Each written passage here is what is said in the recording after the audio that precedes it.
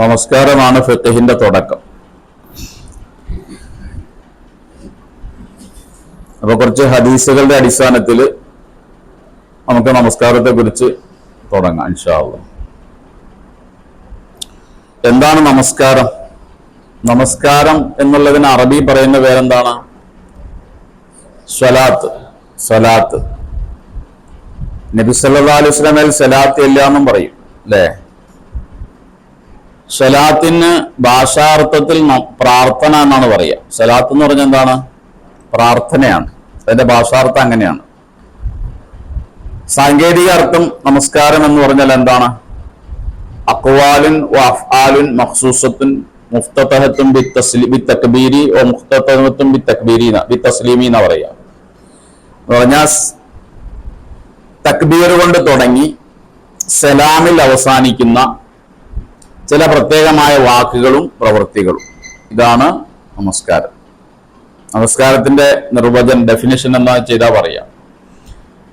തക്ബീർ കൊണ്ട് ആരംഭിച്ചു സലാം കൊണ്ട് അവസാനിപ്പിക്കുന്ന ചില പ്രത്യേകമായ വാക്കുകളും പ്രവൃത്തികളും. അഖ്വാലുൻ വഅഫ്ആലുൻ മഖ്സൂസത്തുൻ മുഫ്തതഹത്തുൻ ബിത്തക്ബീരി വ മുഖ്തതമത്തുൻ ബിത്തസ്ലീമി എന്ന് അറബി പറയും. വാക്കുകളാണ്, പറയേണ്ട ചില വാക്കുകളുണ്ട്. അത്തഹിയാത്ത്, സലാത്ത്, ഫാത്തിഹ, സൂറത്ത്. അതുപോലെ ചില പ്രവർത്തനങ്ങൾ നമസ്കാരത്തിലെ സുജൂദ്, റുക്വ, ഇഅ്തിദാൽ, ഈ കാര്യങ്ങൾക്കാണ് നമസ്കാരം എന്ന് പറയുക.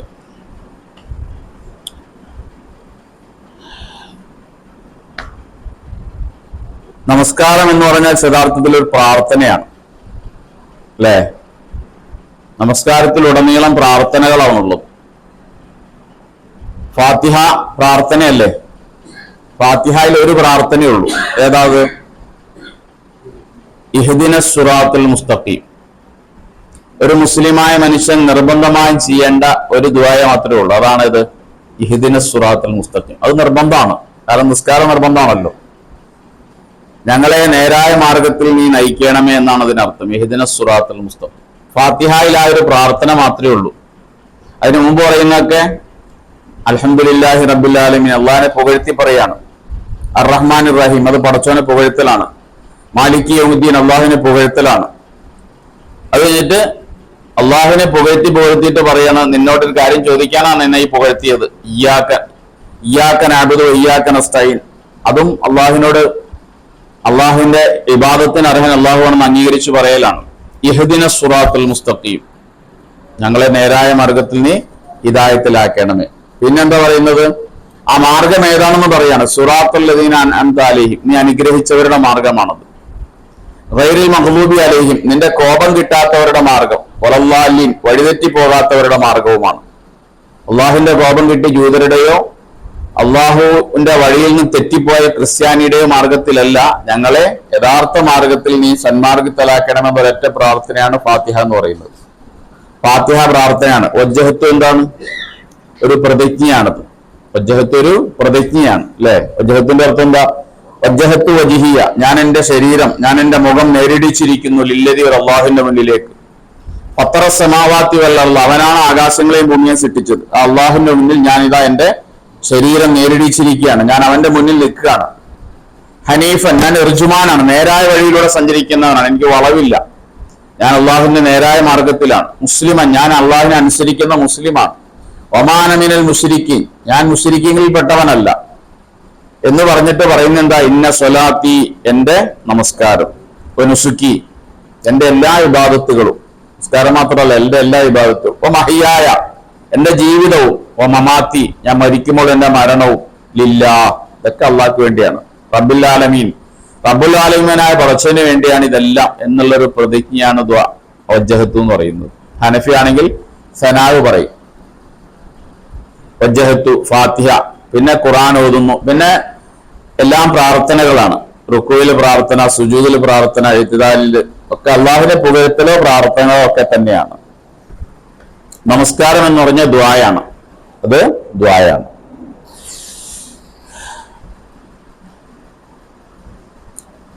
അഞ്ചു നേരമാണ് ഒരു ദിവസം നമുക്ക് നമസ്കാരം ഉള്ളത്. അത് അറിയാവുന്ന ഒരു കാര്യമാണ്. അഞ്ചു നേരമാക്കാനുള്ളൊരു കാരണം, അഞ്ചു നേരമാണ് നമസ്കാരം എന്നുള്ളത് ഖുർആനിലില്ല, വ്യക്തമായിട്ട് ഇല്ല. ഞാൻ പറഞ്ഞിട്ടുണ്ട് നേരത്തെ. 5 എന്ന് ഖുറാനിൽ ഇല്ല. അത് എവിടെന്നാ കിട്ടുക? അത് ഹദീസിന് കിട്ടണം. ഖുറാൻ പറഞ്ഞത് അഖ്മിസ്സലാത്ത ലിദുലൂഖി ശംസി ഇലാ ഗസഖിൽ ലൈലി, അഖ്മിസ്സലാത്ത തറഫൈൻ നഹാരി വ സുലഫൻ മിനൽ ലൈലി, ഇങ്ങനെയാണ് ഖുറാനിൽ കാണുക. എന്ന് പറഞ്ഞാൽ അഖ്മിസ്സലാത്ത തറഫൈൻ നഹാരി, പകലിന്റെ 2 അറ്റങ്ങളിൽ നിന്ന് നമസ്കരിക്കുക. നഹാർ എന്ന് പറഞ്ഞാൽ പകലാണ്, തൊറഫ് എന്ന് പറഞ്ഞാൽ അറ്റം.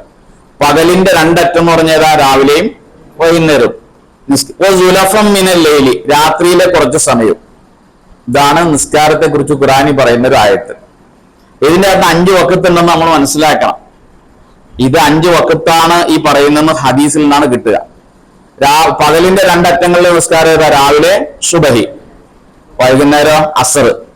അസറാണ്. മഗ്‌രിബ് രാത്രിയിലെ വരിക, അസ്തമയത്തോടുകൂടി രാത്രിയായല്ലോ. അപ്പോ സുബഹിയും അസറുമാണ് പകലിന്റെ 2 അറ്റങ്ങളിലെ നമസ്കാരം. പിന്നെ അത് സുലഫൻ മിനൽ ലൈലി, രാത്രിയിലെ കുറച്ച് സമയം എന്ന് പറഞ്ഞാൽ മഗ്‌രിബും ഇശായുമാണ്. അപ്പൊ ളുഹറും രാവിലെയുള്ള നമസ്കാരത്തിലെ പെടുക. ശരിയല്ലേ? ഉച്ച കഴിഞ്ഞാലല്ലേ ളുഹർ, ഉച്ചയുടെ തുടക്കത്തിലുള്ള നമസ്കാരമാണ്. അതും രാവിലെയാണ് ളുഹർ വരിക. അസർ വൈകുന്നേരത്തിൽ വരും, മഗ്‌രിബ് ഇശാ രാത്രിയിലും വരും. ഇങ്ങനെയാണെന്ന് ബുഖാരിയും മുസ്ലിം ഉദ്ധരിക്കുന്ന ഹദീസിൽ ഫറളല്ലാഹു അലാ ഉമ്മത്തി ലൈലത്തുൽ ഇസ്രാഇ ഖംസ്, ഇസ്രായിന്റെ രാത്രിയിൽ എന്റെ ഉമ്മത്തിന് അല്ലാഹു തആല 50 നേരത്തെ നിസ്കാരം ഫറളാക്കി. ഈ ഹദീസ് ബുഖാരിയിലുണ്ട്, മുസ്ലിമിലുണ്ട്, എല്ലാവരും അംഗീകരിക്കുന്ന ഹദീസാണ്. ഇസ്രായിന്റെ രാത്രിയിലാണ് നിസ്കാരം നിർബന്ധമാക്കിയത്. അന്ന് നിർബന്ധമാക്കിയത് 50 നേരത്തെ നിസ്കാരമാണ്. പിന്നെ മൂസാ നബിയെ കണ്ടപ്പോ മൂസാ നബി പറഞ്ഞല്ലോ, എന്ത്, ഇതുമായിട്ടൊന്നും ചെന്നാൽ നിന്റെ ഉമ്മത്ത് താങ്കളുടെ ഉമ്മത്ത് ഇതൊന്നും അനുസരിക്കില്ല, ഞാൻ ബനി ഇസ്രായേലിലെ പരീക്ഷിച്ചതാണ്, അതുകൊണ്ട് അള്ളാഹുവിനോട് തിരിച്ചു എന്ന് കുറച്ചു ചോദിക്കാൻ വേണ്ടി പറഞ്ഞു. ചെന്ന് അള്ളാഹ് 5 കുറച്ചു. പിന്നെ മൂസാ നബി പറഞ്ഞു 45 പറ്റൂലേ കോമനെ കൊണ്ട്. വീണ്ടും മൂസാ നബി പറഞ്ഞനുസരിച്ച് നബി സല്ലല്ലാഹു അലൈഹി വസല്ലം തിരിച്ചു ചെന്നു. അള്ളാഹ് 5 കുറച്ചു കൊടുത്തു. 9 പ്രാവശ്യം ചെന്നപ്പോഴാണ് 45 കുറച്ചു കൊടുത്തത്. എന്നിട്ട് 5. പിന്നെ മൂസാ നബി പറഞ്ഞു 5 ആയിട്ടൊന്ന് ചെന്നാൽ നടക്കൂല, കുറച്ച് ചോദിക്കാൻ പറഞ്ഞു. നബി സല്ലല്ലാഹു അലൈഹി വസല്ലം പറഞ്ഞു, എനിക്ക് പടച്ചവനടുത്ത് പോയിട്ട് 9 പ്രാവശ്യം പോയിട്ട് കുറച്ച് ചോദിച്ചില്ലേ, ഇനി എങ്ങനെ പോവുക എന്ന് പറഞ്ഞ് റസൂലുള്ളാഹി തിരിച്ചു വന്നതാ. സംഭവം യാഥാർത്ഥ്യമായില്ലേ? 50 നേരം ഒരു ദിവസം നിസ്കാരം ഉണ്ടെങ്കിൽ നമ്മൾ എത്ര മണിക്കൂറായിട്ട് നിസ്കരിക്കേണ്ടി വരും? 2 മണിക്കൂർ എന്നൊരു നിസ്കാരം വരും. 2 മണിക്കൂറാകുമ്പോ കടയിട്ടിട്ട് വരണ്ടേ, ജോലി നിർത്തി വരണ്ടേ, പള്ളിയിൽ വരണ്ടേ? ഉറക്കം രാത്രി ഉറങ്ങാൻ പറ്റൂല. 2 മണിക്കൂറായിട്ട് നിസ്കരിക്കേണ്ടി വരും. ആകെ പ്രശ്നമാവും. അല്ലാഹു തആല 5 ആക്കി തന്നു. എന്നിട്ട് പറഞ്ഞു 50ന്റെ കൂലി കൊടുത്തേക്കാം, ചെയ്യണ 5 മതി, 50ന്റെ കൂലി കൊടുത്തേക്കാമെന്ന് പറഞ്ഞു. എന്നിട്ടും അത് നമ്മളതെന്ത് ചെയ്യുന്നില്ല, അലസതയാണ് മുസ്ലിം ഉമ്മത്ത്. അത് 50 നിർബന്ധം. അത് 5 വഖത്ത് നിസ്കാരം ഉണ്ടെന്നുള്ള കാര്യം ഇസ്ലാമിക ലോകം ഏകകണ്ഠമായി അംഗീകരിച്ചതാണ്. അതിനൊരാൾ നിഷേധിച്ചാൽ അയാൾ ഇസ്ലാമിൽ നിന്ന് പുറത്തു പോകും. അതുകൊണ്ടാണ് ചെകന്നൂർ മൗലവി പുറത്തായത്.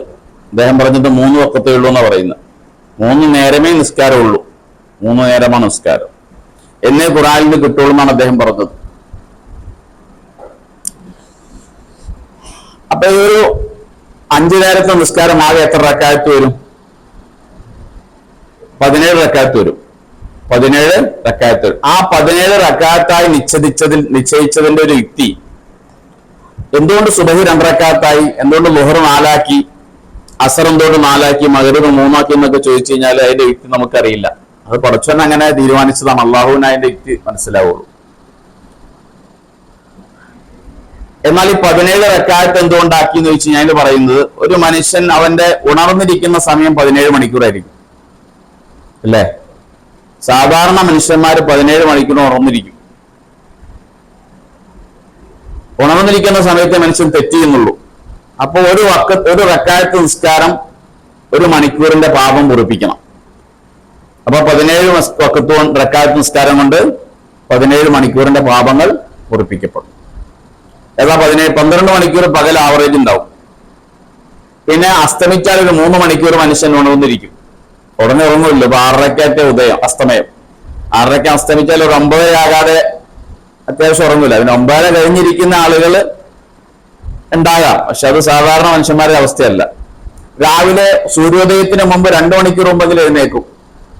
6:30 ഉദയമെങ്കിൽ 4:30 മണിക്കെങ്കിലും ആവറേജ് മുസ്ലിമീങ്ങളൊക്കെ എഴുന്നേറ്റിരിക്കും.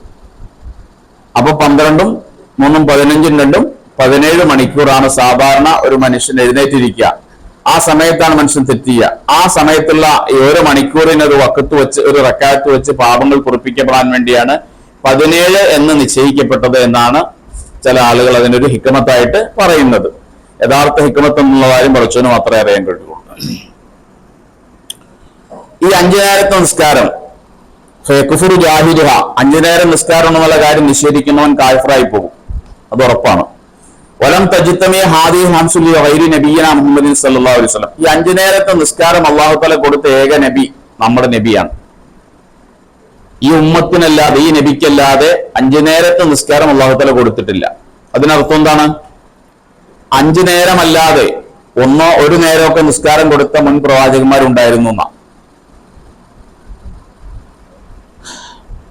ഉദാഹരണത്തിന് സുബഹി നമസ്കാരം ആദനബിയുടെ നമസ്കാരമായിരുന്നു. ആദനബിക്ക് നിസ്കാരം ഉണ്ട്, ഏതാണ്? സുബഹിയാണ്. ആദനബിക്ക് സുബഹി കൊടുക്കാൻ ഒരു കാരണം പറയുന്നത്, ആദനബി അലൈഹി ഇസ്ലാം ഭൂമിയിലേക്ക് വന്നു. ഭൂമിയിൽ വന്ന ആദ്യത്തെ ദിവസം വൈകുന്നേരമായപ്പോൾ ഇരുട്ട് വന്നു. ആദ്യത്തെ മനുഷ്യൻ ജീവിതത്തിൽ ആദ്യത്തെ ഇരുട്ട് കാണുകയാണ്. ആൾക്ക് അവസ്ഥ ഒന്ന് ആലോചിച്ച്, ജീവിതത്തിൽ ആദ്യമായിട്ട് ഇരുട്ട് കാണുകയാണ്. പകലിലാ വരുന്നത്. ആദ്യം ഇരുട്ട് കാണുമ്പോൾ ആദനബിക്ക് പേടിയായിന്ന. അവിടെ സൂര്യൻ ഉണ്ടല്ലോ, സ്വർഗത്തിൽ സൂര്യൻ ഉണ്ടായിരുന്നല്ലോ, ഇവിടെ സൂര്യനല്ലോ ലോകത്തേക്കാ വന്നത്. സൂര്യൻ അസ്തമിച്ചു, ഇരുട്ടായിപ്പോ ആദനബിക്ക് പേടിയാൻ തുടങ്ങുന്ന. നേരം വെളുത്തപ്പോഴാണ് ആശ്വാസമായത് സൂര്യൻ വന്നപ്പോ. അപ്പൊ അല്ലാഹു തആല അദ്ദേഹത്തിനെ ആശ്വസിപ്പിക്കാൻ വേണ്ടി കൊടുത്ത നിസ്കാരമാണിത്, സുബഹി നമസ്കാരം, പ്രഭാതത്തിന്റെ നിസ്കാരം. സുബഹ് എന്ന് പറഞ്ഞാൽ അർത്ഥം തന്നെ പ്രഭാതം എന്നാണല്ലോ സുബഹ്. ലുഹർ ദാവൂദ് നബി അലൈഹി ഇസ്ലാമിന്റെ നിസ്കാരമാണ് ലുഹർ. ദാവൂദ് നബിയാണ് ലുഹർ അദ്ദേഹത്തിന് അല്ലാഹു തആല കൊടുത്തത്. ദാവൂദ് നബി രാജാവുമായിരുന്നു, പ്രവാചകനുമായിരുന്നു. അസ്ര നിസ്കാരം സുലൈമാൻ നബിയുടേതായിരുന്നു. സുലൈമാൻ നബിയാണ് അസ്ര നിസ്കാരം കിട്ടിയ ആള്. യാക്കൂബ് നബിക്കാണ് മഗ്രിബ് നിസ്കാരം കിട്ടിയത്, യൂസുഫ് നബിയുടെ വാപ്പ. ഇശാ നിസ്കാരം യൂനുസ് നബിക്ക് കിട്ടിയ നിസ്കാരമാണ്. യൂനുസ് നബി മത്സ്യം പിഴിഞ്ഞ പ്രവാചകനാണ് ആര്? യൂനുസ് നബി. അദ്ദേഹത്തിനാണ് ഇശാ നിസ്കാരം കിട്ടിയത്. ഇങ്ങനെ ഓരോ പ്രവാചകന്മാർക്ക് വ്യത്യസ്തമായ നിസ്കാരങ്ങൾ കൊടുത്തെങ്കിലും 5ഉം കൂടി ഒരുമിച്ച് അല്ലാഹു തആല കൊടുത്തത് നമ്മുടെ നബി സല്ലല്ലാഹു അലൈഹി വസല്ലമയ്ക്ക് മാത്രമായിരുന്നു എന്നാണ്.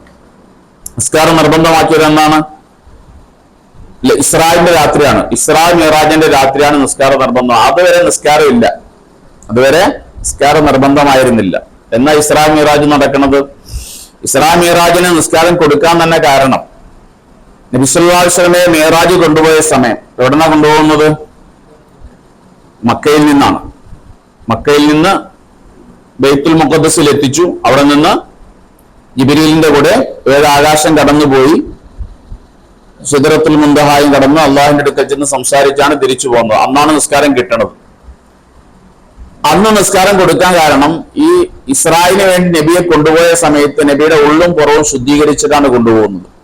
സംസം വെള്ളം കൊണ്ട് നബിയുടെ ഹൃദയവും ശരീരവും കഴുകി വൃത്തിയാക്കിയിട്ടാണ് നബി ആകാശത്തേക്ക് കൊണ്ടുപോകുന്നത്. അതുകൊണ്ട് ആ നിസ്കാരം എന്നുള്ളത് ശുദ്ധിയും വൃത്തിയും വേണ്ട ഒരു വിഭാഗത്താണ്. ഒന്നു വേണം, കുളിക്കണം, ഇതില്ലാതെ നിസ്കാരം ശരിയാവില്ല. അപ്പോ വൃത്തിയായ ഒരു സമയത്ത് ഒരു വൃത്തി വേണ്ട വിഭാഗത്തിന് വിശ്വാസം എന്ത് ചെയ്തു? കൊടുത്തു. അതാണ് ആ ഇസ്രായേലിന്റെ രാത്രി അത് കൊടുക്കാനുണ്ടായ കാരണം. ഇസ്രായേലിന്റെ രാത്രി എന്നാണ്? നുബുവത്തിന് ശേഷം 10 വർഷവും 3 മാസവും കഴിഞ്ഞു. അപ്പൊ നുബുവത്ത് കിട്ടി 10 വർഷം വരെ എന്തില്ല? നിസ്കാരമില്ല. 40 വയസ്സ് നുബുവത്ത് കിട്ടി, 50 വയസ്സ് വരെ എന്തില്ല? നിസ്കാരം നിർബന്ധമായിരുന്നില്ല. 10 വർഷവും 3 മാസം കഴിഞ്ഞ് റജബ് 27-നാണ് എന്തുണ്ടാകുന്നത്? ഇസ്രാവും മിറാജും ഉണ്ടാകുന്നു. ആ രാത്രിയിലാണ് വിശ്വാസങ്ങൾക്ക് നമസ്കാരം കൊടുത്തിട്ടുള്ളത്. എന്നാൽ അന്ന് സുബഹി നിർബന്ധമായിരുന്നില്ല എന്നാ. റജബ് 27-ന്റെ രാത്രി പോയി പെട്ടെന്ന് തിരിച്ചു വന്നല്ലോ. പിറ്റേ ദിവസം സുബഹി നിസ്കരിക്കണ്ടേ? നേരം വെളുത്ത് സുബഹി നിസ്കരിക്കണ്ടേ? ആ സുബഹി അല്ലാഹു നിർബന്ധമാക്കിയിട്ടില്ല. ളുഹർ മുതലാണ് നിർബന്ധം. എന്തുകൊണ്ട് സുബഹി നിർബന്ധമാക്കിയില്ല? നിസ്കരിക്കേണ്ടത് എങ്ങനെയാന്ന് അറിയില്ല. അതിന്റെ രൂപം പഠിപ്പിച്ചു കൊടുത്താലേ പറ്റുള്ളൂ. രൂപം പഠിപ്പിക്കാൻ വേണ്ടി ജിബ്രീൽ അലൈഹി ഇസ്ലാം വരുന്നുണ്ട്. ളുഹറിന്റെ സമയത്താ വന്നത്. 28-ന്റെ അന്ന് പകല്, 27-ന്റെ അന്ന് പകല് ളുഹറിന്റെ സമയത്ത് ജിബ്രീൽ അലൈഹിസ്സലാം വന്നു, കഅബയുടെ പരിസരത്ത് നബിയെ വിളിച്ചു നിർത്തി. ജിബ്രീൽ ഇമാം വന്നു, നബിയെ മാമുമാക്കി നിർത്തിയിട്ട് നിസ്കാരം കാണിച്ചു കൊടുത്തു. നിസ്കരിച്ച് കാണിച്ചു കൊടുത്തിട്ട് പറഞ്ഞു, ഇങ്ങനെയാണ് ളുഹർ നിസ്കരിക്കേണ്ടതെന്ന് പറഞ്ഞു. അസറിന്റെ സമയമായപ്പോ ഇതേപോലെ ജിബ്രീൽ വന്ന് അസർ നിസ്കാരം കാണിച്ചു കൊടുത്തു. മഗ്‌രിബിന്റെ സമയത്തൊന്ന് മഗ്‌രിബും പഠിപ്പിച്ചു കൊടുത്തു, നിസ്കരിച്ച് കാണിച്ചു കൊടുത്തു, നബിയെ മാമുമാക്കി നിർത്തി. ഇശായുടെ സമയത്തൊന്ന് ഇശായും പഠിപ്പിച്ചു, സുബഹയുടെ സമയത്ത് സുബഹയും പഠിപ്പിച്ചു. ഒരു ദിവസം. രണ്ടാം ദിവസവും ജിബ്രീൽ വന്നിട്ട് അവസാന സമയം വന്നു നിസ്കരിക്കാൻ. ആദ്യം വന്നത് ളുഹറിന്റെ ആദ്യ സമയത്താണ്. രണ്ടാം ദിവസം വന്നു ളുഹറിന്റെ അവസാന സമയത്ത്, അസറിന്റെ അവസാന സമയത്ത്, മഗ്‌രിബിന്റെ അവസാന സമയത്ത്. എന്നിട്ട് പറഞ്ഞു, നിസ്കാരം ഇങ്ങനെയാണ്, നിസ്കാരത്തിന്റെ സമയവും ഇതാണെന്ന് പഠിപ്പിച്ചു കൊടുത്തു. അവ സുബഹിക്ക് ജിബ്രീൽ അലൈഹിസ്സലാം എന്ന് പഠിപ്പിച്ചു കൊടുക്കാത്തതുകൊണ്ട് സുബഹി എന്തായിരുന്നില്ല, നിർബന്ധം ആയിരുന്നില്ല. അപ്പൊ അന്ന് മുതൽ ഇന്നേ വരെ നമ്മൾ തുടർന്നു പോരുന്ന ഒരു നിർബന്ധമായ ഒരു ബാധ്യതയാണ് നിസ്കാരം എന്ന് പറയുന്നത്. അപ്പം മക്കയിൽ വെച്ച നിസ്കാരമുണ്ട്. നബുവത്തിന്റെ 13-ാം വർഷമല്ലേ ഹിജറ പോകുന്നത്, 53-ാമത്തെ വയസ്സിൽ. ഇനി നിസ്കാരം നിർബന്ധമാകുന്നത് ആർക്കാണ് നമുക്കറിയാം. ആർക്കൊക്കെ നിസ്കാരം നിർബന്ധമുള്ളത്? 5 നേരത്തെ നിസ്കാരം നിർബന്ധമുള്ള ഒന്ന് മുസ്ലിം ആയിരിക്കണം, മുക്കല്ലഫ് ആയിരിക്കണം. മുക്കല്ലഫ് എന്ന് പറഞ്ഞാൽ പ്രായപൂർത്തിയുള്ള ആള്. പ്രായപൂർത്തി ഒരാൾക്ക് ഉണ്ടാകുന്ന 3 രീതിയിലാണ്. ഒന്ന് വയസ്സായ, 15 വയസ്സായാൽ ആൺകുട്ടികൾക്ക് പ്രായപൂർത്തിയായി. 15 വയസ്സായില്ലെങ്കിലും അതിനു മുമ്പ് സ്ഖലനമുണ്ടായാൽ അവർക്കും പ്രായപൂർത്തിയായി. പെൺകുട്ടികളെ സംബന്ധിച്ചിടത്തോളം പീരീഡ് ഉണ്ടാകലാണ്, അത് 9 വയസ്സ് മുതൽ സാധ്യതയുണ്ട്, അതുകൊണ്ട് അവർക്ക് പ്രായപൂർത്തിയാകും. പ്രായപൂർത്തിയാകുന്നതോടുകൂടി നിസ്കാരം എന്തായി, നിർബന്ധമായി. പിന്നെ ഒരു വഖത്ത് ഒഴിവാക്കിയിട്ടുണ്ടെങ്കിൽ പടച്ചോന്റെടുക്കൽ ശിക്ഷ ഉണ്ടാകും. അപ്പോൾ 9 വയസ്സ് മുതലൊക്കെ ഏകദേശം, അല്ലെങ്കിൽ 10-12 വയസ്സ് മുതലൊക്കെ നിസ്കാരം നിർബന്ധമാവുന്ന ഒരവസ്ഥയിലേക്ക് ഇന്നത്തെ രീതിയിൽ കുട്ടികളൊക്കെ വരുമെന്നർത്ഥം. പിന്നെ ഉപേക്ഷിച്ച ഓരോ നിസ്കാരത്തിനും പടച്ചോന്റെടുക്കൽ ശിക്ഷ ഉണ്ടാവുമെന്ന് മനസ്സിലാക്കണം. മുസ്ലിമിനെ നിർബന്ധമുള്ളൂ എന്ന് പറഞ്ഞാൽ കാഫിറിന് നിർബന്ധമില്ല എന്ന് പറഞ്ഞതിന്റെ അർത്ഥം എന്താണ്? കാഫിറിന് നിസ്കാരം നിർബന്ധമില്ല എന്ന് പറഞ്ഞാൽ കാഫിറിനോട് ദുനിയാവിൽ നിസ്കരിക്കാൻ പറയുന്നില്ല എന്ന് അർത്ഥമുള്ളൂ. അതിന്റെ പേരിൽ കാഫിർ നരകത്തിൽ എന്ത് ചെയ്യും? ആഖിറത്തിൽ ശിക്ഷിക്കപ്പെടും. അപ്പൊ നമുക്ക് നിസ്കരിക്കണം, അവന് നിസ്കരിക്കേണ്ടെന്നല്ല അതിനർത്ഥം. അവനോട് ഈ അവസ്ഥയിൽ നിസ്കരിക്കാൻ വേണ്ടി കൽപ്പനയില്ല. പക്ഷെ ഓരോ വക്കത്തും നിസ്കാരം ഉപേക്ഷിച്ചതിന്റെ പേരിൽ കാഫിറിന് ആഖിറത്തിൽ എന്തുണ്ടാവും? ശിക്ഷ ഉണ്ടാവും. നരകത്തിൽ കിടക്കുന്ന ആളുകളോട് ചോദിക്കും മലക്കുകൾ, നിങ്ങൾ എന്താ നരകത്തിൽ കിടക്കാൻ കാരണം? മാ സലക്കക്കും ഫി സക്കർ, ഖുർആനിലുണ്ടല്ലോ, മാ സലക്കക്കും ഫി സക്കർ, നിങ്ങൾ എന്തുകൊണ്ടാണ് ഈ നരകത്തിൽ കടന്നത്? ആളുകൾ പറയുന്ന മറുപടി ലന്നക്കു മുനൽ മുസല്ലി, ഞങ്ങൾ നിസ്കരിക്കുന്നവരായിരുന്നില്ല എന്നാ. ഞങ്ങൾ നിസ്കരിക്കുന്നവരായിരുന്നില്ല എന്ന ഒന്നാമത്തെ കാരണം പറയണത്. അപ്പൊ നരകവാസികൾ കാഫിരീങ്ങളാണ് എങ്കിൽ പോലും അവർക്ക് നമസ്കരിക്കാത്തതിന്റെ പേരിൽ പ്രത്യേകമായ ശിക്ഷയുണ്ട്. ഏത് കൂടാതെ? കാഫിറായതിന്റെ ശിക്ഷ കൂടാതെ ഓരോ വക്കത്ത് നിസ്കാരം ഉപേക്ഷിച്ചതിനും അവർ നരകത്തിൽ ശിക്ഷിക്കപ്പെടും കാഫിരീങ്ങൾ. അതാണ് പറഞ്ഞതിന്റെ അർത്ഥം.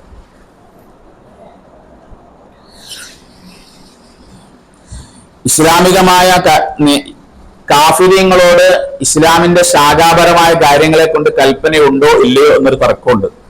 ഉണ്ട് എന്നുള്ളതനുസരിച്ചാണ് ഈ പറഞ്ഞത്. മദ്യപിക്കരുത്, വ്യഭിചരിക്കരുത്, പലിശ വാങ്ങരുത് എന്നുള്ളത് എല്ലാവരോടുള്ള കൽപ്പനയാണ്, മുസ്ലിങ്ങളോട് മാത്രമല്ല എന്നതനുസരിച്ച് അവരും എന്ത് ചെയ്യപ്പെടും? നരകത്തിൽ ഓരോന്നിന്റെ പേരിൽ ശിക്ഷിക്കപ്പെടും. കാഫിറായി എന്നത് കൂടാതെ ഓരോ തെറ്റിന്റെ പേരിലും അവരെന്ത് ചെയ്യും? ശിക്ഷിക്കപ്പെടും. കാരണം ആ തെറ്റുകൾ ചെയ്യാതിരിക്കാൻ അവരിവിടെ ബാധ്യസ്ഥരാണ്. നമ്മളോടുള്ളതുപോലെ അവരോട് എന്തുണ്ട്? പടച്ചൊരു കൽപ്പന ഉണ്ട്. മറ്റൊരു അഭിപ്രായം ഇല്ല, അവരോട് ഒരേ ഒരു കൽപ്പനയുള്ളൂ. എന്താണത്? നിങ്ങൾ ഇസ്ലാം സ്വീകരിക്കണം, ഈമാൻ സ്വീകരിക്കണമെന്ന കൽപ്പന മാത്രമേ ഉള്ളൂ എന്നനുസരിച്ച് അവരുടെ ശിക്ഷ ഇതിന്റെ പേരിൽ മാത്രമായിരിക്കും? കുഫറിന്റെ പേരിൽ മാത്രമായിരിക്കും. ആ ശിക്ഷ തന്നെ മതിയല്ലോ, എല്ലാത്തിനും പകരമായിരിക്കും ശിക്ഷ എന്ന് പറയുന്നത്. അപ്പൊ പ്രായപൂർത്തിയും ബുദ്ധിയുമുള്ള ആളുകൾ, ബുദ്ധിയില്ലാത്ത ആളുകൾക്ക് നമസ്കാരം നിർബന്ധമില്ല. ബുദ്ധിയില്ല എന്ന് പറഞ്ഞാൽ ഭ്രാന്തന്മാര്, ബോധക്കേടുണ്ടായവര്, ലഹരി ബാധിച്ചവർക്കൊക്കെ നിസ്കാരം നിർബന്ധമില്ല. അത് അവരുണ്ടാക്കിയതല്ലെങ്കിൽ, ഒരുത്തൻ ബോധക്കേട് ഉണ്ടാക്കി, എങ്ങനെ? ലഹരി ഉപയോഗിച്ച്, അവന് നിസ്കാരം നിർബന്ധമാണ്. ലഹരി മാറുമ്പോൾ എന്ത് ചെയ്യണം? നിസ്കാരം നിസ്കരിച്ചിരിക്കണം. അപ്പൊ ഭ്രാന്തായാൽ എന്ത് സുഖം എന്നല്ലേ ഇപ്പൊ പറയാ? ഭ്രാന്തായാൽ എന്ത് സുഖം എന്നുള്ളൊരു പാട്ടുണ്ടല്ലോ. ഭ്രാന്തായ സുഖാന്ന് പറഞ്ഞിട്ടും ഭ്രാന്ത് ഉണ്ടാക്കി എന്ന് വിചാരിക്കുക. ഭ്രാന്ത് ഉണ്ടാക്കാനുള്ള മരുന്ന് കഴിച്ച് ഭ്രാന്ത് ഉണ്ടാക്കിയാൽ അവനും നിസ്കാരം നിർബന്ധമാണ്. സ്വയമേ ഉണ്ടായതിനെ കുറിച്ചാണ് ഈ പറയുന്നത്. അവന്റെ അശ്രദ്ധ കൊണ്ടോ അവന്റെ പ്രവർത്തനം കൊണ്ടോ ഉണ്ടായിത്തീരുന്ന ഏത് ബോധക്കേടോ ബുദ്ധിമോശമോ എന്തുവാണെങ്കിലും അവന്റെ നിസ്കാരത്തിൽ നിന്ന് അവന് ഒഴിവാക്കാൻ കഴിയില്ല എന്നർത്ഥം. അവരൊക്കെ എന്ത് ചെയ്യണം? ഖളാ വീട്ടണം. ആ ബോധം വീണ്ടെടുക്കുന്ന സമയത്ത് നിസ്കാരം ഖളാ വീട്ടിയിരിക്കണം. മുർത്തദ് എന്ന് പറഞ്ഞ ആരാണ്? ഇസ്ലാമിന്ന് വെളിയിൽ പോയ ആള്. ഇസ്ലാമിന് ഒരാൾ വെളിയിൽ പോയാൽ അവൻ ഇസ്ലാമിലേക്ക് തിരിച്ചു വന്നിരിക്കട്ടെ, ഇടക്കാലത്ത് അവൻ ചെയ്ത എല്ലാ അമലുകളും നഷ്ടപ്പെട്ടു പോകും. നിസ്കാരം അവൻ ഖളാ വീട്ടണം. നിസ്കാരം ഖളാ വീട്ടണം. മുർത്തദിന്റെ എല്ലാ അമലുകളും നഷ്ടപ്പെടും. അവൻ നിസ്കരിച്ചതും അവൻ എന്ത് ചെയ്യും? നഷ്ടപ്പെടും. മുർത്തദ് ഖളാ വീട്ടണം. നിസ്കാരം ഖളാ വീട്ടണം.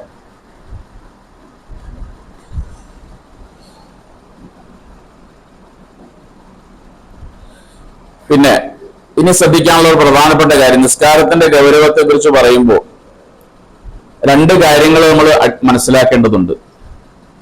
പ്രായപൂർത്തിയും ബുദ്ധിയും ശുദ്ധിയുള്ള ആളെന്ന് പറഞ്ഞ ആരാണ്? ശുദ്ധിയില്ലാത്തവർക്ക് നിസ്കാരം നിർബന്ധമില്ല. ശുദ്ധിയില്ലാത്തവരാണ് സ്ത്രീകൾ. അവരുടെ പീരീഡ് സമയത്തോ പ്രസവ സമയത്തോ അവർക്ക് നിസ്കാരം നിർബന്ധമില്ല. നോമ്പ് നിർബന്ധമില്ല. പക്ഷേ നോമ്പ് ഖളാ വീട്ടണം. നിസ്കാരം എന്ത് ചെയ്യണ്ട? ഖളാ വീട്ടണ്ട. അത് സ്ത്രീകൾക്കുള്ള ഒരു ആനുകൂല്യമാണത്. അവർക്ക് മാസത്തിൽ എല്ലാ ദിവസവും നിസ്കരിക്കാൻ കഴിയില്ല. നിസ്കാരം ഖളാ വീട്ടേണ്ടതില്ല. നോമ്പ് ഖളാ വീട്ടേണ്ടി വരും. അപ്പോ നിസ്കാരം ഉപേക്ഷിക്കുന്നവൻ, അവിടെ നമ്മൾ മനസ്സിലാക്കേണ്ടത്, നിസ്കാരം ഉപേക്ഷിക്കുന്നവർ രണ്ട് രീതിയിലുണ്ട്. യുഖ്തലുൽ മുസ്ലിമുൽ മുക്കല്ലഫു, പ്രായപൂർത്തിയും ബുദ്ധിയും ശുദ്ധിയുമുള്ള ഒരു മുസ്ലിമായ മനുഷ്യൻ നമസ്കാരത്തെ ജംഇന്റെ വഖത്തിനെയും വിട്ട് പിന്തിച്ചു കഴിഞ്ഞാൽ,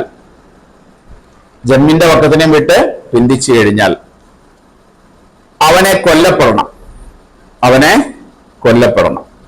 എന്ന് പറഞ്ഞാൽ എന്താണ്? നിസ്കാരം ഉപേക്ഷിക്കുന്ന ആളുകൾ രണ്ട് രീതിയിലുണ്ട്. ഒന്ന്, നിസ്കാരം നിർബന്ധമാണെന്ന് അംഗീകരിച്ചുകൊണ്ട് തന്നെ മടിയുടെ പേരിൽ നിസ്കരിക്കാതിരിക്കുക. അങ്ങനെയാണ് കൂടുതലുള്ളത്. സമയത്തിരക്കിന്റെ പേരിലും മടിയുടെ പേരിലും അശ്രദ്ധയുടെ പേരിലും നിസ്കരിക്കാതിരിക്കുന്ന ആളുകളുണ്ട്. മറ്റൊരു വിഭാഗമുണ്ട്, നിസ്കാരം നിർബന്ധമില്ല എന്ന് വിശ്വസിച്ചുകൊണ്ട് നിസ്കരിക്കാത്തവർ. അവർ വളരെ ചുരുക്കം ഉണ്ടാവുള്ളൂ. ഈ രണ്ട് കൂട്ടർക്കും രണ്ടുവിധ നിയമങ്ങൾ ഇസ്ലാമിലുണ്ട്. അത് പറയുമ്പോഴാണ് ഈ നിസ്കാരത്തിന്റെ ഗൗരവം മനസ്സിലാക്കുക. ഒരു ഹദീസിൽ എങ്ങനെ കാണാം? ഉമിർതു അൻ ഉഖാതില അന്നാസ ഹത്താ യശ്ഹദു അല്ലാ ഇലാഹ ഇല്ലല്ലാഹ്, ഷഹാദത്ത് കലിമ അംഗീകരിക്കുകയും നമസ്കാരം നിലനിർത്തുകയും ചെയ്യുന്നതുവരെ ജനങ്ങളോട് യുദ്ധം ചെയ്യാൻ എന്നോട് കൽപ്പിക്കപ്പെട്ടിരിക്കുന്നു. സക്കാത്ത് കൊടുക്കുന്നതുവരെയും. ആദ്യം ഷഹാദത്ത് ചെല്ലണം, നിസ്കാരം നിലനിർത്തണം, സക്കാത്ത് കൊടുക്കണം. ഈ മൂന്ന് കാര്യങ്ങൾ ചെയ്താലേ ഒരാളുടെ രക്തത്തിന് വിലയുണ്ടാവുള്ളൂ. അതുവരെ അവനെ കൊല്ലപ്പെടാൻ കഴിയും. അപ്പൊ നിസ്കാരം ഉപേക്ഷിക്കുക എന്നുള്ള ഒരു മനുഷ്യനെ കൊല്ലപ്പെടാൻ കഴിയുന്ന ഒരു കാരണമാണെന്നർത്ഥം. അങ്ങനെ ഒരു മുസ്ലിമായ മനുഷ്യൻ ഒരു നമസ്കാരത്തെ പിന്തിപ്പിച്ചു, ജംഇന്റെ വഖത്തിനെയും പെട്ട് പിന്തിപ്പിച്ചു. ജംഇന്റെ വഖത്ത് എന്ന് പറഞ്ഞ ഏതാണ്? ളുഹ്റും അസ്റും തമ്മിൽ ജമ്മാക്കാം, മഗ്‌രിബ് ഇശായും തമ്മിൽ ജമ്മാക്കാം. സുബഹിയിലോ ജമ്മില്ല. അപ്പൊ ളുഹ്ർ നമസ്കാരം എവിടം വരെ സമയം കൊടുക്കണം ഒരാൾക്ക്? മഗ്‌രിബ് വരെ സമയം, മഗ്‌രിബിന് തൊട്ട് മുമ്പ് വരെ. മഗ്‌രിബ് വാങ്ങി വിളിച്ചിട്ടും ഒരാൾ ളുഹ്ർ നിസ്കരിച്ചിട്ടില്ല, മഗ്‌രിബ് നിസ്കരിക്കാൻ എവിടം വരെ സമയം കൊടുക്കാം? സുബഹി വരെ. സുബഹി വാങ്ങി വിളിച്ചിട്ടും ഒരാൾ മഗ്‌രിബ് നിസ്കരിച്ചിട്ടില്ല, ഇയാൾ എന്ത് ചെയ്യണം? കൊല്ലപ്പെടണം. ഇയാളെ നമ്മളല്ല കൊല്ലേണ്ടത്, ഇസ്ലാമിക ഗവൺമെന്റ് കൊല്ലണം അയാൾ. ജമ്മിന്റെ വഖത്തിനെ വിട്ട് പിന്തിച്ചു കഴിഞ്ഞാൽ അതാണ് ഒരു ഗൗരവമുള്ളൊരു വിഷയം. കൊല്ലണം എന്ന് പറഞ്ഞാൽ അവൻ കൊല്ലപ്പെടേണ്ടവനാണ്. ഒരു ഇസ്ലാമിക രാജ്യത്ത് അവൻ ജീവിക്കാൻ അവകാശമില്ലാത്തവനാണെന്നാണ് പറഞ്ഞതിനർത്ഥം. കൊല്ലാൻ നോക്കിയാലോ കോടിക്കണക്കിന് മനുഷ്യന്മാരെ കൊല്ലാനുണ്ടാകും. അത്ര ഗൗരവമാണ് ആ വിഷയം. അതൊരു ഹദ്ദാണ്. നിസ്കരിക്കാത്തവനുള്ള ഒരു ഹദ്ദാണ് ഇത്, അവനെ കൊല്ലുക എന്നുള്ളത്. വ്യഭിചരിച്ചവന് ശിക്ഷയില്ലേ? എന്താ ശിക്ഷ? കൊല്ലണം. മോഷ്ടിച്ചവന്റെ ശിക്ഷ എന്താ? കൈമുറിക്കണം. ആരോപണം പറഞ്ഞവന്റെ ശിക്ഷ എന്താ? 80 അടി കൊടുക്കണം. എല്ലാത്തിനും ഇസ്ലാമിൽ ഹദ്ദുണ്ട്. അത്തരത്തിൽപ്പെട്ട ഒരു ക്രിമിനൽ കുറ്റമാണ് ഇത് നിസ്കാരം ഉപേക്ഷിക്കുക എന്നുള്ളത്. അതിന്റെ ശിക്ഷ എന്താണ്? കൊല്ലപ്പെടുക എന്നുള്ളതാണ്. അത് ഒരു വഖത്ത് നിസ്കാരം ഉപേക്ഷിച്ചാൽ പോലും കൊല്ലപ്പെടണം. എവിടെ? ജമ്മിന്റെ വഖത്തിനെ വിട്ട് ബന്ധിച്ചു കഴിഞ്ഞാൽ.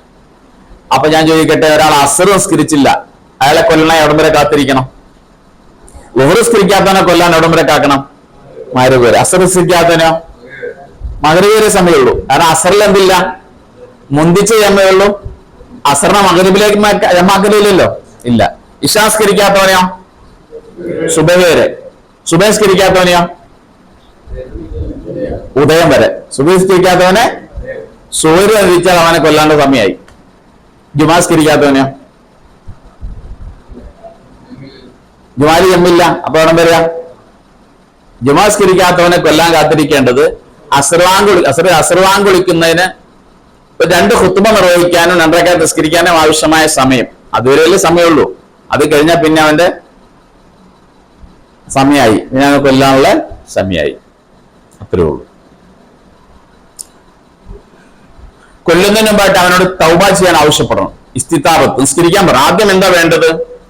അവനോട് പറയണം, നിസ്കരിക്കണം, സമയമായിട്ടുണ്ട്, നിന്റെ സമയം കഴിയാണ്, ജമ്മിന്റെ സമയം കഴിയാൻ പോകണം, നിസ്കരിക്കണം എന്ന് അവനെ ഭീഷണിപ്പെടുത്തണം. ഇല്ലെങ്കിൽ കൊല്ലുമെന്ന് പറയണം. എന്നിട്ട് നിസ്കരിക്കാൻ തയ്യാറായില്ലെങ്കിലാണ് അവൻ എന്ത് ചെയ്യേണ്ടത്? കൊല്ലേണ്ടത്. എന്നാൽ മോഷ്ടിച്ചവനോടോ വ്യഭിചരിച്ചവനോടോ നീ തൗബ ചെയ്താൽ നിന്നെ വെറുതെ വിടാൻ പറയാൻ പറ്റുമോ? ഇല്ല. മോഷ്ടിച്ചവൻ തൗബ ചെയ്താലും അവനെ എന്ത് ചെയ്യണം? കൈമുറിക്കണം. വ്യഭിചരിച്ചവൻ തൗബ ചെയ്താലും അവനെ കൈമുറിക്കണം. അപ്പൊ അവന്റെ തൗബയുടെ കൂലി എന്താണ്? തൗബ ചെയ്തുകൊണ്ട് അവന്റെ നേട്ടം എന്താ? ആഖിറത്തിൽ ശിക്ഷ ഉണ്ടാവില്ല, പടച്ചോന്റെ അടുക്കൽ ശിക്ഷ ഉണ്ടാവില്ല. ദുനിയാവിലെ ശിക്ഷ തൗബ ചെയ്താലും ഇല്ലെങ്കിലും നടപ്പിലാക്കണം. അല്ലെങ്കിൽ ആരെങ്കിലും കൈവെട്ടാൻ പറ്റുമോ? എല്ലാവരും തൗബ ചെയ്ത് കൈവെട്ടും എന്ന് പറഞ്ഞാൽ പിന്നെ ആരോ തൗബയായിരിക്കണം, കൊല്ലും എന്ന് പറഞ്ഞാൽ ആരോ തൗബയായിരിക്കുക. അപ്പോ നിസ്കാരം ഉപേക്ഷിക്കുന്നവനെ അവൻ തൗബ ചെയ്താൽ അവനെ എന്ത് ചെയ്യാൻ പാടില്ല? കൊല്ലാൻ പാടില്ല. മറ്റു തെറ്റുകളാണെങ്കിലോ തൗബ ചെയ്താലും അവനെ കൊല്ലപ്പെടണം. എന്താ വ്യത്യാസം എന്നറിയോ? മറ്റു തെറ്റുകൾ ചെയ്തതിന് ശേഷമാണ് അവനെ ശിക്ഷ നടപ്പിലാക്കണം.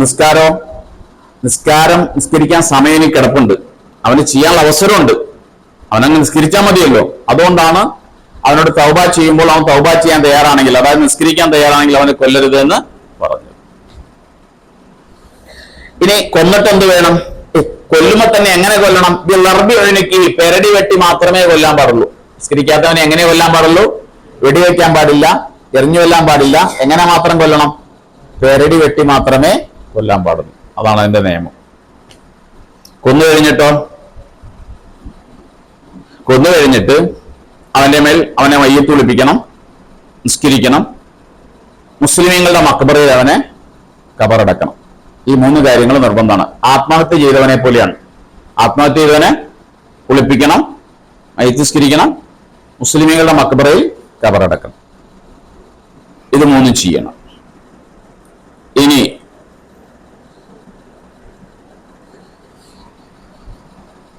മറ്റേ നിസ്കാരം ഉപേക്ഷിച്ചാല്, നിസ്കാരം തന്നെ നിർബന്ധമില്ല എന്ന് പറയുന്ന ഒരു മുസ്ലിം, അവനെ എന്ത് ചെയ്യണം? കൊല്ലപ്പെടണം. പക്ഷെ അവനെയും പെരടി വെട്ടി കൊല്ലണം. അവന് പിന്നായിട്ട് വ്യത്യാസമുണ്ട്. ഇവന്റെ മേലെ ഈദ് നിസ്കരിക്കാൻ പാടില്ല, മുസ്ലിമീങ്ങളുടെ മക്ബറയിൽ അവനെ കബറടക്കാനും പാടില്ല. എന്തുകൊണ്ട്? അവൻ മുസ്ലിം അല്ല. നിസ്കാരം നിർബന്ധമില്ല എന്ന് പറയുന്നതോടുകൂടി ഇസ്ലാം എന്തായി? വെള്ളിയില്ല. പിന്നെ അവന്റെ പേര് മുർത്തദ്ദും കാഫിറുമൊക്കെയാണ്. മുസ്ലിമീങ്ങളുടെ മക്ബറയിൽ ഒരു മുർത്തദ്ദിനെ കാഫിറിനെ കബറടക്കാൻ പാടില്ല. അത് മുസ്ലിമീങ്ങൾക്ക് മാത്രം ഉള്ളതാണ്, വേറൊരാളെ കബറടക്കാൻ പാടില്ല. നിസ്കാരം ഉപേക്ഷിച്ചാൽ മാത്രമല്ല കൊല്ലപ്പെടേണ്ടത്, നിസ്കാരത്തിന്റെ ഏതെങ്കിലും ഷർത്തുകളെ ഫർളുകളെ ഒരാൾ ഉപേക്ഷിച്ചാലും എന്ത് ചെയ്യണം? കൊല്ലം. ഒരാൾ പറയും ഞാൻ നിസ്കരിക്കാം പക്ഷെ ഫാത്തിഹ ഓതൂല, ഞാൻ നിസ്കരിക്കാം പക്ഷെ ഫാത്തിഹ ഓതൂല, നിസ്കാരം ഞാൻ ചെയ്യില്ല, സൂറത്ത് ഓതിക്കൊള്ളാം എന്ന് പറഞ്ഞാൽ അവനെയും എന്ത് ചെയ്യണം? കൊല്ലപ്പെടണം. ഞാൻ നിസ്കരിക്കും പക്ഷെ ഒളു എടുക്കൂല, ഒളു എടുക്കാതെ നിസ്കരിക്കുന്നവനെയും കൊല്ലണം. കിബലക്ക് മുന്നിടാതെ നിസ്കരിക്കുന്നവനെയും കൊല്ലപ്പെടണം. കാരണം ബലത്തിൽ അവൻ നിസ്കരിക്കാത്തവനെ പോലെയാണല്ലോ. ഇതുകൊണ്ടൊന്നും നിസ്കാരം ശരിയാവില്ലല്ലോ. ഫാത്തിഹ ഓതാതെ. അതേസമയം സൂറത്ത് ഓതാതെ നിസ്കരിച്ചാലോ കുഴപ്പമില്ല. 2 സുജൂദ്, 1 സുജൂദ് എന്ന് പറഞ്ഞാലോ പ്രശ്നമാണ്. മനസ്സിലായില്ലേ? അപ്പോ എല്ലാവരാലും അംഗീകരിക്കപ്പെട്ട ഏകകണ്ഠമായി തീരുമാനിക്കപ്പെട്ട ഏതെങ്കിലും ഫർളുകളെ ഷർത്തുകളെ ഒരാൾ ഒഴിവാക്കിയാലും ആ നിസ്കാരക്കാരനെയും എന്ത് ചെയ്യണം? കൊല്ലപ്പെടണം. എന്നാൽ ഇമാമിയങ്ങൾക്കിടയിൽ അഭിപ്രായ വ്യത്യാസമുള്ള ചില കാര്യങ്ങൾ ഒരാൾ ചെയ്തില്ലെങ്കിൽ അയാൾ അതിന്റെ പേരിൽ കൊല്ലപ്പെടാൻ പാടില്ല. ഉദാഹരണം, നിയ്യത്ത്. ഒളൂയിലും കുളിയിലും നിയ്യത്ത് വേണം, വേണ്ടേ? ഇന്നമൽ ആമാലു ബിന്നിയാത്ത്. എന്താ അർത്ഥം? ഏതൊരമലും അല്ലാഹ് സ്വീകരിക്കുന്നത് നിയ്യത്തനുസരിച്ചാണ്. എന്തിനു വേണ്ടി ചെയ്യുന്നു എന്നാണ് പറച്ചു നോക്കുക. ഒളുവെടുക്കുമ്പോൾ നിയ്യത്ത് ചെയ്യണം. എപ്പോഴാണ് നിയ്യത്ത് ചെയ്യേണ്ടത്? ഒളുവെടുക്കുമ്പോൾ മുഖം കഴുകുന്ന സമയത്ത് ഒളുവിന്റെ ഫർളിനെ വിടുന്നു നിയ്യത്ത് ചെയ്യണം. കൈ കഴിയുമ്പോൾ ഒളുവിന്റെ സുന്നത്തിന് വിടുന്നു നിയ്യത്ത് ചെയ്യുക. മുഖം കഴിയുമ്പോൾ ഒളുവിന്റെ ഫർളിനെ വിടുന്നു നിയ്യത്ത് ചെയ്യുക. നിസ്കാരത്തിൽ നിയ്യത്ത് ചെയ്യണം. പക്ഷെ ഒളുവിലും കുളിയിലും ഒരാള് നിയ്യത്ത് ചെയ്യാതെ ഒളുവെടുക്കുകയാണ്, നിയ്യത്ത് ചെയ്യാതെ ഒരാൾ കുളിക്കുകയാണ്. പക്ഷെ അതിന്റെ പേരിൽ അയാൾ കൊല്ലപ്പെടാൻ പാടില്ല. കാരണം നിയ്യത്ത് വേണമെന്ന വിഷയത്തിൽ അഭിപ്രായ വ്യത്യാസമുണ്ട്. അഭിപ്രായ വ്യത്യാസം ഹനഫി മദ്ഹബിലെ ചില പണ്ഡിതന്മാരെ പറഞ്ഞു നിയ്യത്തില്ലാതെ എന്ത് ചെയ്യാം, ഒളു ചെയ്യുകയും കുളിക്കുകയും ചെയ്യാന്ന്. ഷാഫി മദ്ഹബിലെ പറ്റില്ല. മനസ്സിലായില്ലേ? അപ്പൊ അവിടെ ഈ ഹദീസിന് എന്താ അർത്ഥം പറയാം? ഇന്നമൽ അമാലു ബിന്നിയാത്ത് എന്ന് പറഞ്ഞാൽ ഇന്നമ കമാലുൽ അമാലു ബിന്നിയാത്ത്, ഒരു അമലിന്റെ പൂർത്തീകരണം നിയ്യത്ത് കൊണ്ടാണ്. ശരിയാകാൻ നിയ്യത്ത് വേണമെന്നില്ല, പൂർത്തിയാകാൻ നിയ്യത്ത് എന്ന് അവരർത്ഥം പറയും. നമ്മുടെ ഹദീസ് അങ്ങനെ, നമ്മൾ ഹദീസ് പഠിക്കുമ്പോൾ ഹദീസുകൾക്ക് ഇങ്ങനെ ഇമാമികളിലൊക്കെ അർത്ഥങ്ങൾ മാറി വരുന്നതിനനുസരിച്ച് നിയമങ്ങൾക്ക് മാറ്റം ഉണ്ടാവും. ഷാഫി മദ്ഹബിൽ ഷാഫിമാ പറഞ്ഞ അർത്ഥം എന്താ ഹദീസിന്? ഇന്നമൽ അമാലു ബിന്നിയാത്ത്, അമൽ ശരിയാകുന്നത് നിയ്യത്ത് കൊണ്ടാണ്. അപ്പൊ നിയ്യത്തില്ലാത്ത അമൽ എന്താവൂല, ശരിയാവൂല. ഹനഫി മദ്ഹബിലെ ഇമാമിങ്ങൾ എന്താ പറയാ? ഇന്നമൽ അമാലു ബിന്നിയാത്ത് ഇന്നമ കമാലുൽ അമൽ, അമലിന്റെ പൂർത്തീകരണം നിയ്യത്ത് കൊണ്ടാണ്. അപ്പൊ അമലില്ലെങ്കിൽ നിയ്യത്ത് നിയ്യത്തില്ലെങ്കിൽ അമൽ എന്താകും? ശരിയാകും. എന്തായില്ല?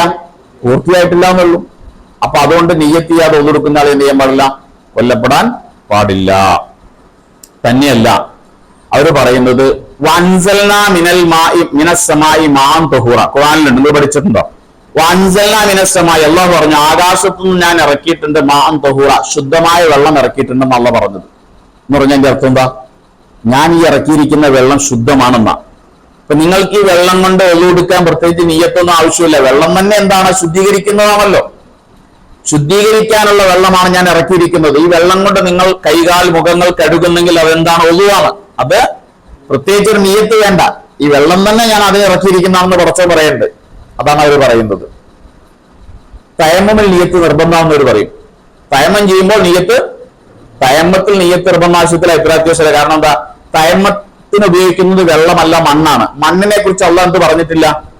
ഞാനത് ശുദ്ധമാക്കിയിരിക്കുന്നു പറഞ്ഞിട്ടില്ല. വെള്ളത്തെ കുറിച്ച് എന്ത് പറഞ്ഞിട്ടുണ്ട്? ശുദ്ധീകരിക്കാനുള്ളതെന്ന് പറഞ്ഞിട്ടുണ്ട്. അത് പിന്നെ അതുകൊണ്ട് ഒതുകൊടുക്കാൻ പ്രത്യേകിച്ച് എന്ത് ചെയ്യേണ്ട, നിയ്യത്ത് ചെയ്യേണ്ട കാര്യം ഇല്ല. അതാണ് അതിന്. അത് മറ്റൊരു ഇതാണ് സ്ത്രീകളെ തൊടുക. സ്ത്രീയെ തൊട്ട ഒന്നും മുറിയില്ലേ? മുറിയില്ലോ?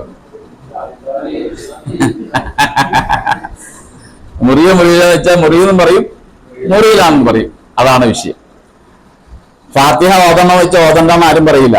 എല്ലാ ഇമാമിങ്ങളും എല്ലാവരും ഏകകണ്ഠമായി ഫാത്തിഹ ഓതെന്ന് പറയും. പെണ്ണിനെ തൊട്ട് ഒളു മുറിയെന്ന് വെച്ചാൽ മുറിയെന്നും പറയും, മുറിയില്ലാന്നും പറയും. അപ്പൊ ഒരാൾ ഒളു എടുത്തിട്ട് സ്ത്രീയെ തൊട്ടു, എന്നിട്ട് അയാൾ ഒരു നിസ്കരിച്ചു. നമ്മുടെ വീക്ഷണത്തിലുള്ള നിസ്കാരം ശരിയായിട്ടില്ല, പക്ഷെ അയാളെ കൊല്ലാൻ പറ്റൂല. കാരണം എന്താ? സ്ത്രീയെ തൊട്ടാൽ ഒളു മുറിയില്ലാന്നുണ്ട്. അങ്ങനെ അഭിപ്രായമുണ്ട്. ചെറിയ അഭിപ്രായമല്ല, വലിയ അഭിപ്രായമുണ്ട്. അബൂ ഹനീഫയുടെ അഭിപ്രായം തന്നെ അതല്ലേ. ഹനഫി മദ്ഹബിൽ എന്ത് ചെയ്യില്ല? സ്ത്രീയെ തൊട്ടാൽ ഒളു മുറിയുകയില്ല. സ്ത്രീ ഭൂരിപക്ഷം പണ്ഡിതന്മാരും പറയുന്നത് ഒളു മുറിയില്ല എന്നാ. സ്ത്രീയെ തൊട്ടുള്ളൂ. ബഹുഭൂരിപക്ഷം ആലിമ്യങ്ങളുടെ ഇമാമിങ്ങളുടെ അഭിപ്രായം എന്താണ്? സ്ത്രീയെ തൊട്ടാൽ. സ്ത്രീ തന്നെ മൂന്ന് രീതിയിലുള്ള സ്ത്രീ ഉണ്ട്. ഒന്ന് മഹാരിം, നമുക്ക് വിവാഹബന്ധം മാറാമായ ഉമ്മ, പെങ്ങള്, എളിമ, മുത്തുമ്മമാര്, ഇങ്ങനെയുള്ള സ്ത്രീകൾ. അവരെ തൊട്ടാൽ ഒളു മുറിയില്ലാന്ന് എല്ലാരും പറയും. നമുക്ക് മുറിയില്ലല്ലോ. ഭാര്യ, ഇവരൊക്കെ നമ്മുടെ അടുത്ത സ്ത്രീകളാണ്. ഉമ്മായും പെങ്ങന്മാരും എളിമ മുത്തുമാരും എന്നൊക്കെ നമ്മുടെ അടുത്ത സ്ത്രീകളാണ്. നമുക്ക് വിവാഹബന്ധം മാറാമാരെ തൊട്ട് ഒന്നും മുറിയില്ല.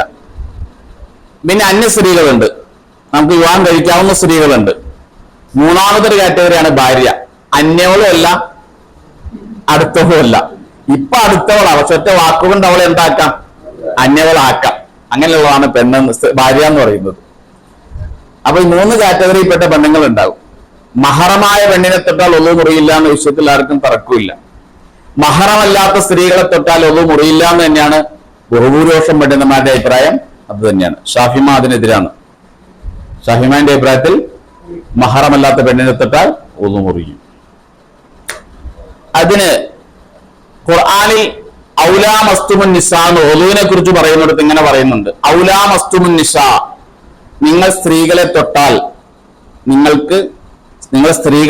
നിങ്ങൾക്ക് വെള്ളം ലഭിച്ചില്ലെങ്കിൽ തയമ്മും ചെയ്യാനാ പറയുന്നത്. അപ്പൊ സ്ത്രീയെ തൊട്ട് ഒളു മുറിയുന്നാണല്ലോ ഖുർആനിന് മനസ്സിലാകുന്നത്, അല്ലെ? അതാണ് ഷാഫിമാൻ പറയുന്നത്. അബൂനിഫാമും മറ്റുള്ളവരൊക്കെ പറയുന്നത് ലാമസ എന്ന് പറഞ്ഞാൽ തൊടുക എന്നല്ല അതിനർത്ഥം. ലാമസ എന്ന് പറഞ്ഞാൽ ദാമ്പത്യ ബന്ധം പുലർത്തുക എന്നർത്ഥം. സാധാരണ തൊടലല്ല എന്ന് അവർ പറയും. ഷാഹിമാന്റെ അടുക്കൽ തൊലിയിലുള്ള സ്പർശനമാണ് ലാമസ എന്ന് പറയുക. അബൂനിഫാന്റെ അടുക്കൽ ദാമ്പത്യ ബന്ധമാണ് ലാമസ എന്ന് പറഞ്ഞ എന്നാണ് പറയുക. അതിന് മറ്റൊരായത്തിൽ തെളിവുണ്ട്. യാ അയ്യുഹല്ലദീന ആമനു, ഏ സത്യവിശ്വാസികളെ, ഇദാ നക്കഹത്തും, നിങ്ങൾ വിവാഹം കഴിച്ചാൽ അൽ മുഅ്മിനാത്തി, മുഅ്മിനീങ്ങളായ പെണ്ണുങ്ങളെ നിങ്ങൾ വിവാഹം കഴിക്കുകയും സുമ്മ തല്ലക്തുമുഹുന്ന, പിന്നെ തലാഖ് ചൊല്ലുകയും ചെയ്തു. ഒരു പെണ്ണിനെ വിവാഹം കഴിച്ചിട്ട് തലാഖ്. മിൻ ഖബലിയൻ തമസ്സുഹുന്ന, മിൻ ഖബലിയൻ തമസ്സുഹുന്ന എന്ന് പറഞ്ഞതിന്റെ അർത്ഥം എന്താ? നിങ്ങൾ അവരെ തൊടുന്നതിന് മുമ്പ് എന്നാണ്. അല്ല, എന്താണ് അവിടെ മസ്സിനർത്ഥം? ദാമ്പത്യ ബന്ധം പുലർത്തുക എന്നാണ്. ലാമസ മസ്സ, ലാമസ മസ്സ ഇവിടെ എന്താ എഴുതിയിട്ടില്ല. ആദ്യം പറഞ്ഞ ആയത്തിൽ എന്താ പറഞ്ഞേ? ലാമസ. ലാമസ എന്നത് എങ്ങനെ? ലാമസ, ലാമസ ഇതിന്റെ അർത്ഥം എന്താ? തൊടുക. മറ്റോടത്ത് എനിക്ക് എന്താ പറഞ്ഞേ? യാ അയ്യുഹല്ലദീന ആമനൂ ഇദാ നക്കഹത്തും മുഅ്മിനാത്തി സുമ്മ തല്ലക്തുമുഹുന്ന മിൻ ഖബലിയൻ തമസ്സുഹുന്ന. അവിടെയും പറഞ്ഞ് തമസ്സുഹുന്ന, തമസ്സുഹുന്ന, തമസ്സുഹുന്ന. ഇത് മസ്സല്ലേ? ഇത് മസ്സല്ലേ? ഇവിടെ മസ്സയ്ക്ക് എന്താ അർത്ഥം പറഞ്ഞേ? നമ്മളെന്ത് പറയും? തൊടുക എന്ന് പറയും. അബൂനിഫ എന്ത് പറയും? ദാമ്പത്യ ബന്ധം പുലർത്തുക എന്ന് പറയും. ഇവിടെ മസ്സയ്ക്ക എല്ലാവരും പറയും ദാമ്പത്യ ബന്ധം എന്ന് പറയും. ഇവിടെ എന്താ അർത്ഥം? അബൂനിഫ ഇമാമും ഷാഫി ഇമാമൊക്കെ ഇവിടെ എന്താ അർത്ഥം പറയാ? ദാമ്പത്യ ബന്ധം. ഇവിടെ ആവുമ്പോൾ ഷാഫിമ എന്തർത്ഥം പറയും? തൊടുക എന്നർത്ഥം പറയും. അബൂനിഫ എന്തർത്ഥം പറയും? ദാമ്പത്യ ബന്ധം അർത്ഥം പറയും. അപ്പൊ അബൂനിഫാൻ ചോദിക്കുന്ന ഇതാണ്, ഇവിടെ നിങ്ങൾ ദാമ്പത്യ ബന്ധം എന്ന മസ്സിന് അർത്ഥം പറയുമെങ്കിൽ ഇവിടെ എന്തർത്ഥം പറയണ്ടേ?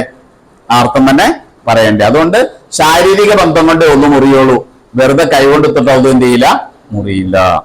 ഷാഫിമാൻ പറഞ്ഞ അങ്ങനെ കറണ്ടെ തൊടുമ്പോലെ എന്നാ. അറിയാതെ തൊട്ടാന്ന് പറഞ്ഞാൽ കണ്ടുപിടിക്കാതിരിക്കോ? അപ്പൊ അറിയാതെ തൊട്ടാൽ ഒന്നും എന്ത് ചെയ്യും?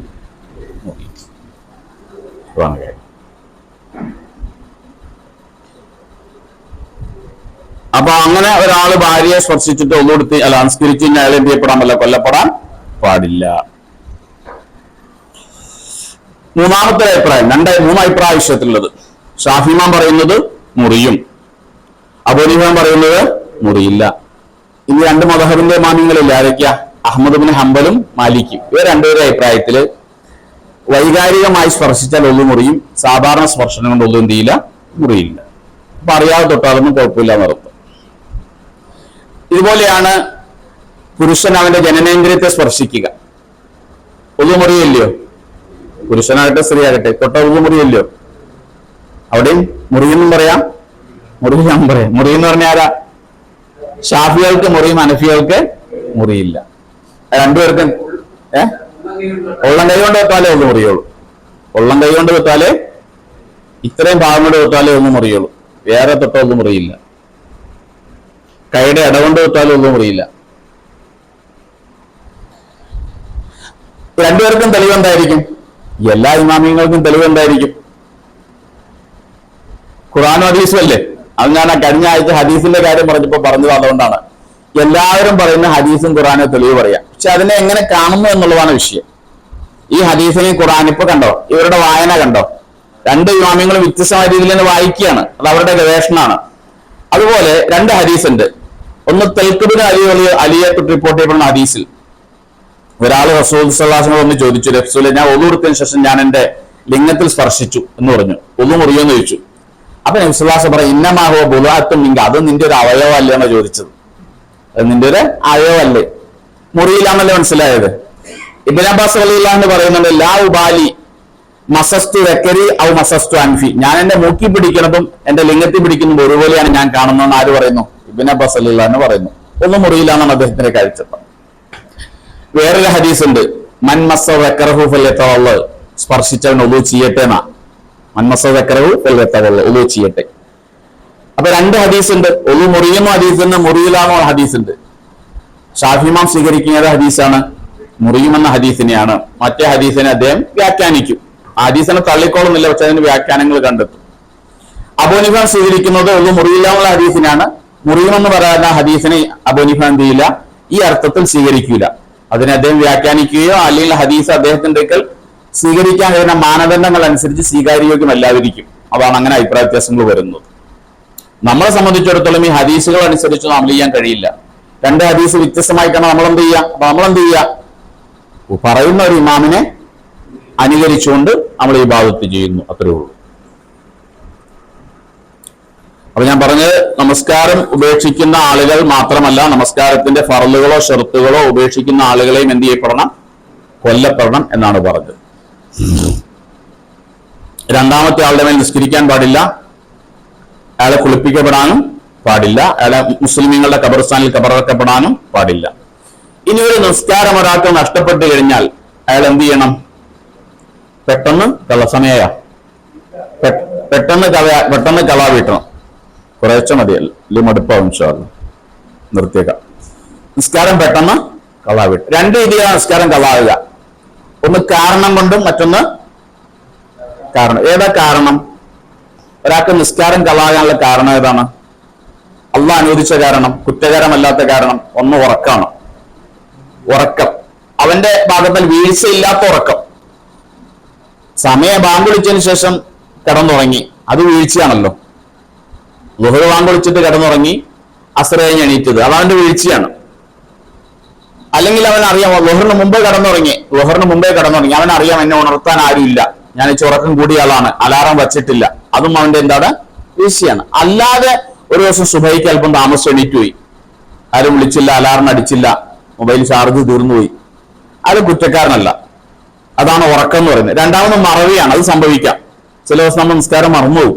ജമാഅത്തിന്റെ പള്ളിയിൽ കൃത്യമായി വന്നില്ല എങ്കിൽ നിസ്കാരം എന്ത് ചെയ്യും, മറന്നു. ചിലപ്പോൾ ഇശാ നിസ്കരിക്കാൻ പള്ളിയിൽ വന്നില്ലെങ്കിൽ വീട്ടിൽ പോയിട്ട് കിടന്നുറങ്ങിപ്പോവും, മറന്നുപോകും. അത് ആർക്കും സംഭവിക്കും, മറവി സംഭവിക്കും. ഓർത്ത് നിസ്കരിക്കണം. അതിനെ കുറിച്ചാണ് പറഞ്ഞത്. അങ്ങനെ കാരണത്തോടുകൂടി നഷ്ടപ്പെട്ട നിസ്കാരമാകാം, അല്ലെങ്കിൽ കാരണമില്ലാതെ ബോധപൂർവ്വം നഷ്ടപ്പെടുത്തിയതാകാം.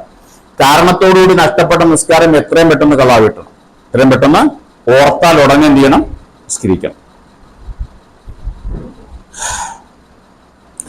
അത് തർത്തീബായ നിസ്കരിക്കൽ സുന്നത്താണ്. ഒരാൾക്ക് രണ്ടു നേരം നിസ്കാരം നഷ്ടപ്പെട്ടു, ഒരു മഗ്‌രിബ് ഇശാ നഷ്ടപ്പെട്ടു, അപ്പൊ ആദ്യം എന്ത് ചെയ്യാം, പിന്നെ ഇശാ നിസ്കരിക്കുക. അതാണ് അതിന്റെ സുന്നത്ത്. അല്ലെങ്കിലും കുഴപ്പമില്ല. അതുപോലെ ഈ സമയത്തുള്ള നിസ്കാരത്തെക്കാൾ നഷ്ടപ്പെട്ട നിസ്കാരത്തെ മുന്തിക്കണം. ഇപ്പൊ ഇശായുടെ സമയം, ഇപ്പൊ മഗ്‌രിബിന്റെ സമയമാണ്. ഒരാൾക്ക് ളുഹർ കളാനിൽ ആദ്യം ഒന്ന് നിസ്കരിക്കണം. ളുഹർ നിസ്കരിച്ചിട്ട് മഗ്‌രിബ് നിസ്കരിക്കും. എപ്പോൾ സമയം ഉണ്ടെങ്കിൽ. ളുഹർ നിസ്കരിക്കാൻ നിന്നാൽ മഗ്‌രിബോടെ കളാവ് വേണ്ടി ഞാൻ എന്ത് ചെയ്യണം, മഗ്‌രിബ് ഏതാ മറ്റേതായാലും കളയാണല്ലോ. അപ്പൊ മഗ്‌രിബ് നിസ്കരിച്ചിട്ട് മറ്റത് പിന്നെ നിസ്കരിക്കാൻ വേണ്ടി ശ്രദ്ധിക്കണം. ഇൻഷാ അല്ലാഹ്. സുബ്ഹാനല്ലാഹി വബിഹംദിഹി സുബ്ഹാനക്കല്ലാഹി വബിഹംദിക അഷ്ഹദു അല്ലാ ഇലാഹ ഇല്ല അൻത അസ്തഗ്ഫിറുക.